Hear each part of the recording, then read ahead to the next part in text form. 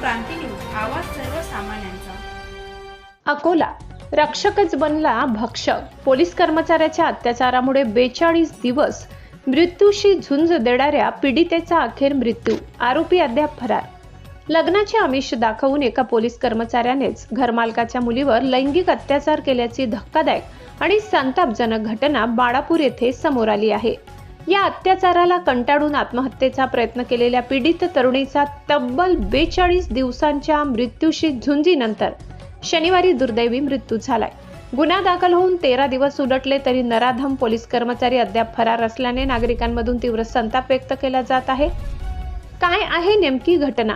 बाळापूर येथे भाड्याच्या घरात राहणारा पोलीस कर्मचारी पवन उद्धवराव वडगावे याने घरमालकाच्या मुलीला लग्नाचे आमिष दाखवून तिच्याशी शारीरिक संबंध प्रस्थापित केले. मात्र त्यानंतर त्याने लग्नास साफ नकार दिला. या विश्वासघातामुळे पीडित तरुणीला मोठा मानसिक धक्का बसला. नैराश्यातून तिने 13 जून रोजी राहत्या घरात गळफास घेऊन आत्महत्येचा प्रयत्न केला. कुटुंबाने तिला तातडीने अकोला येथील रुग्णालयात दाखल केले, मात्र ती कोमात गेली होती. सलग 42 दिवस मृत्यूशी झुंज दिल्यानंतर अखेर शनिवारी तिची प्राणज्योत मालवली.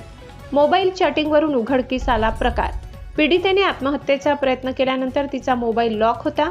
मोठ्या प्रयत्नानंतर 11 जुलै रोजी मोबाईल अनलॉक करण्यात कुटुंबाला यश आले. मोबाईलमधील आरोपी पोलीस कर्मचारी आणि पीडितेचे चॅट पाहताच कुटुंबियांना धक्का बसला. या चॅटवरून आरोपीने लग्नाचे आमिष दाखवून अत्याचार केल्याचे स्पष्ट झाले. त्यानंतर पीडितेच्या वडिलांनी तातडीने बाळापूर पोलीस ठाण्यात धाव घेत तक्रार नोंदवली. आरोपी पोलीस कर्मचारी फरार. पोलिसावर प्रश्नचिन्ह. वडिलाच्या तक्रारीवरून बाळापूर पोलिसांनी आरोपी पवन वडगावे याच्या विरुद्ध पोक्सो आणि विविध कलमान्वये गुन्हा दाखल केलाय. मात्र स्वतः पोलीस दलात असल्याने गुन्ह्याची कुणकुण लागताच आरोपी सुट्टी टाकून फरार झालाय.